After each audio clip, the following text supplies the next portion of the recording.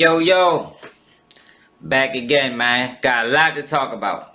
I'm actually upset and pissed off about a number of different things. Two things in particular. So first we're going to deal with this Takeoff and Quavo situation, man. Because I don't think enough was really said in the last video I did about it. Even the first one. The first one was just basically preliminary. But just getting started. Then more information came out. You get a better picture of what's going on. But once I had time to really digest it and process the information, I'm upset now, man. Because Quavo is the reason that Takeoff is dead. Now, Takeoff is a quiet guy. You don't hear him say too much.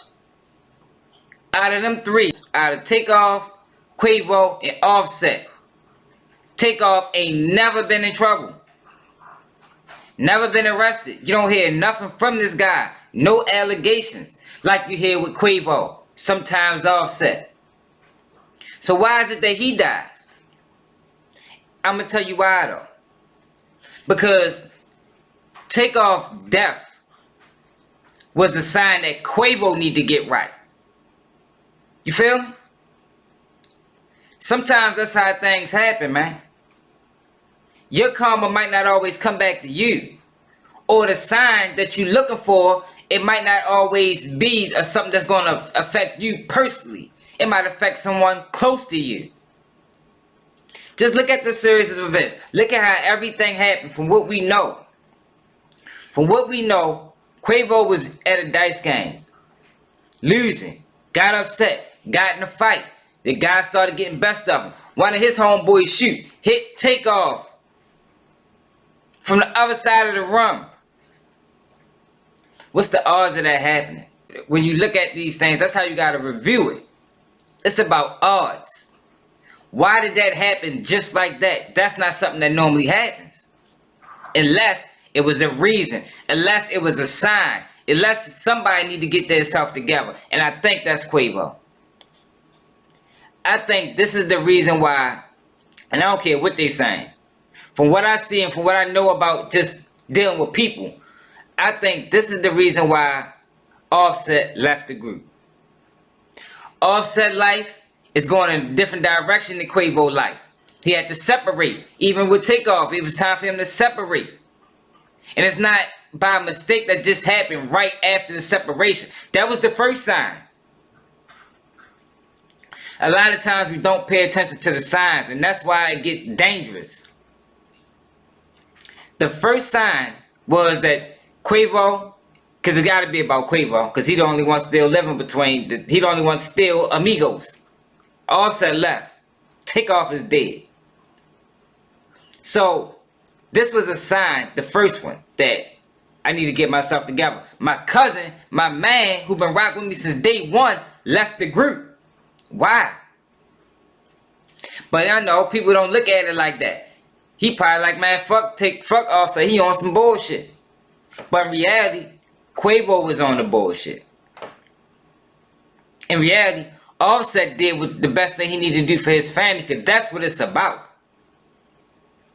People gotta understand, yo, that fast life, that fast living, money, clothes, cars, hoes, that lifestyle is not sustainable.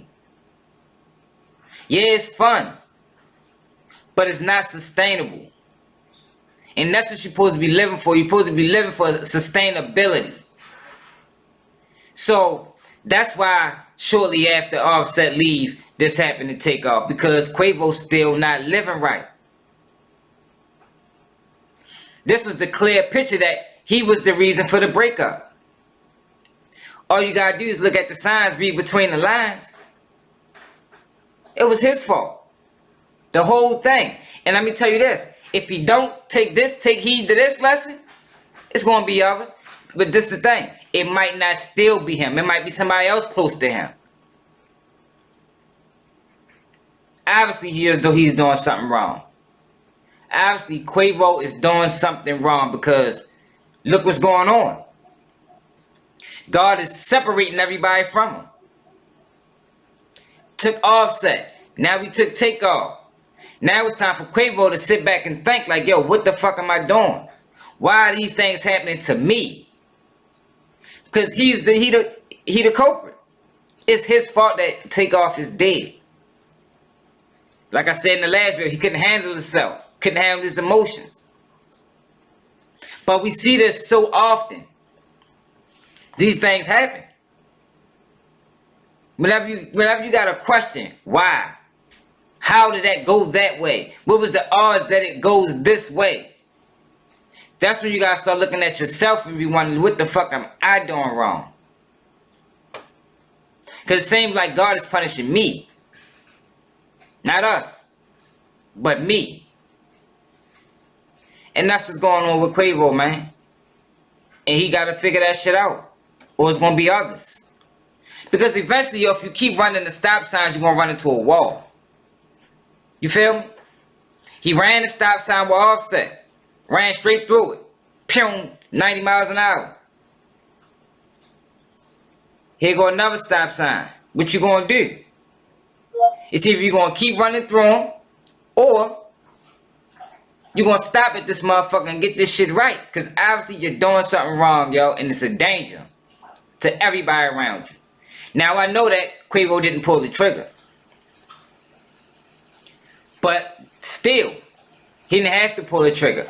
If he never got in that situation, none of this would have never happened. Because everything happened for a reason. I don't know how many people believe that, but I'm a firm believer in it because I see it.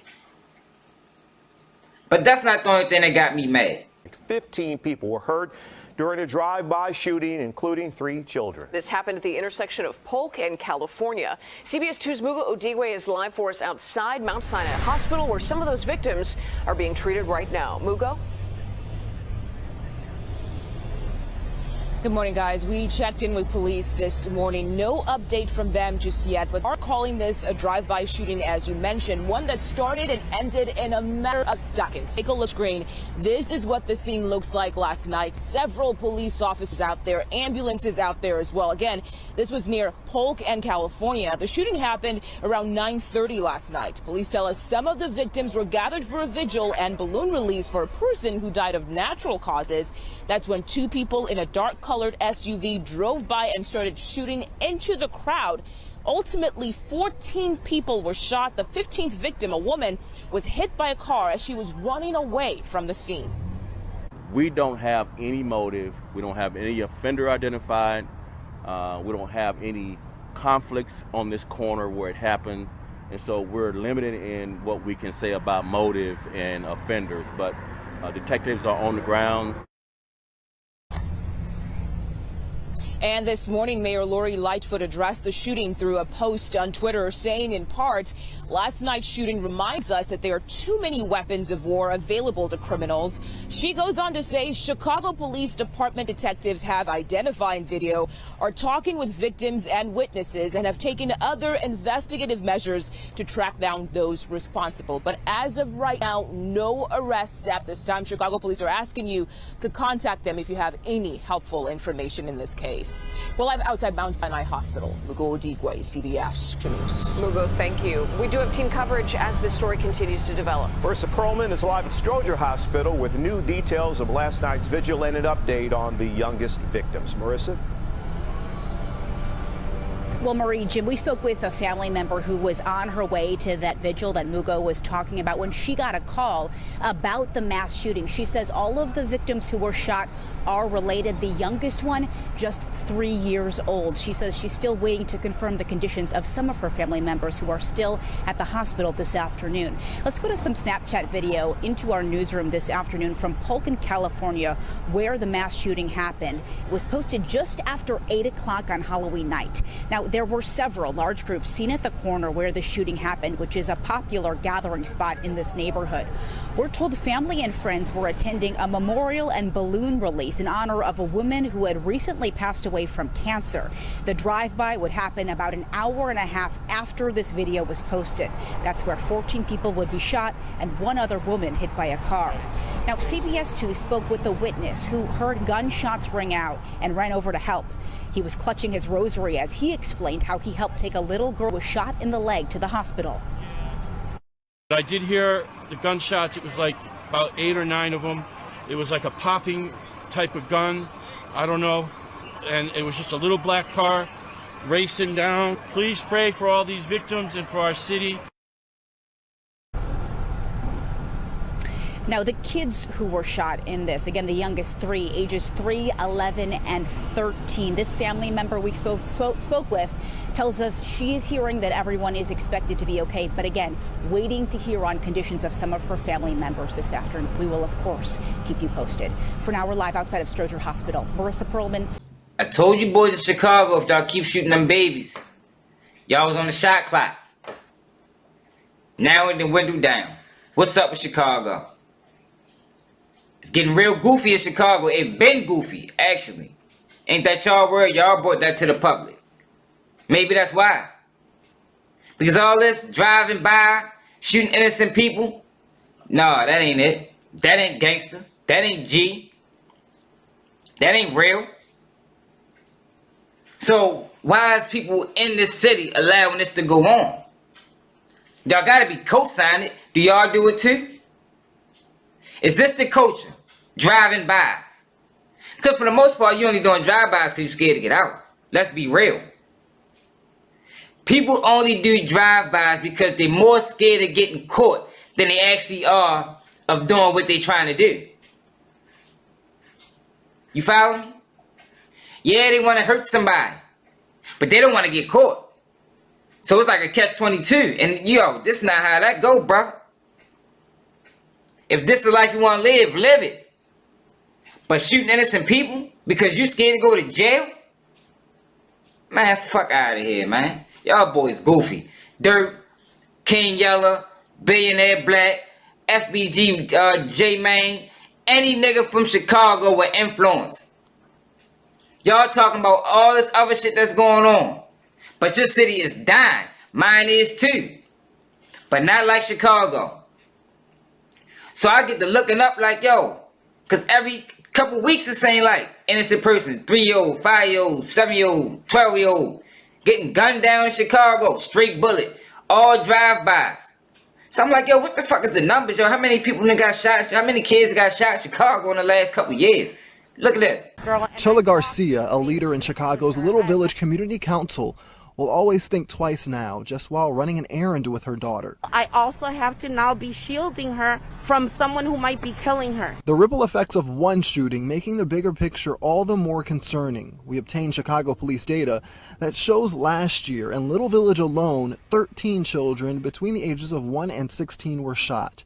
That neighborhood ranks 6th in Chicago. CBS 2 crunched the numbers across the city that we requested at the start of 2022. We found 276 young people ages 16 and under who were shot last year. Some died. Inglewood ranked first with 35 victims. Garfield Park next with 24. North Lawndale third with 21 young people shot. The top neighborhoods all black and brown communities. 279 children ages 16 and under. Now look, I get it, 15, 16, maybe even 14, they in the streets. But what about the 13-year-olds? 45 of them in 2 years. And like I said, my city dying too. I'm from a dangerous, I'm from Baltimore. Top 2 or 3 murder rates every year. So I say, yo, how many children is we killing? Before I jump out this window and hop on Chicago, let's see what's going on in my backyard. Not that many. This study was done within 5 years. 69 children. Mostly ages 16 and 17. Street age. We ain't shooting babies. Why? Because in Baltimore, we don't do drive-bys. That's known throughout the city. If you got beef with somebody, if you really want to take it to that level, I suggest you don't. But I'm just saying for the people that are living like that, for people that's what you into. You want to get your target. You don't want to just hit anybody around. That's clown shit, man. We look down on that. You boys is goofy until y'all change that behavior, man. Ain't nothing slick about driving by, shooting innocent women, hitting kids, hitting old folks. That's clown behavior, man. And if ain't nobody else gonna call y'all out on it, I'm gonna do it. That is clown behavior. There's nothing slick about it. Stop it. For real. You shouldn't even, yo, if you in Chicago and you know your man did a drive-by, you should, man, cut him off. He's a clown. Can you scared? You ain't out here for real. You ain't trying to go to jail. You ain't trying to hurt nobody. You want to shoot women. You want to shoot in somebody's house and hit a little kid playing the game. That's bullshit, man. Starting not to like you niggas for real, y'all, until y'all address this. And that's all I got to say, y'all. Make sure y'all subscribe to the channel, man. Keep it G-Blog. I'm keeping it real. Ain't nobody on YouTube realer than me. I stand on that. I'm out. Hey, Baltimore, bitch, I'm reppin' Baltimore. Young street nigga, dope boy, I come from Baltimore. Young niggas be shining on them dirt bikes, we be wildin', sellin' scramble out of houses. About to hit the block, you know it's trapping time. Gotta watch what I say, cause they might tap the line.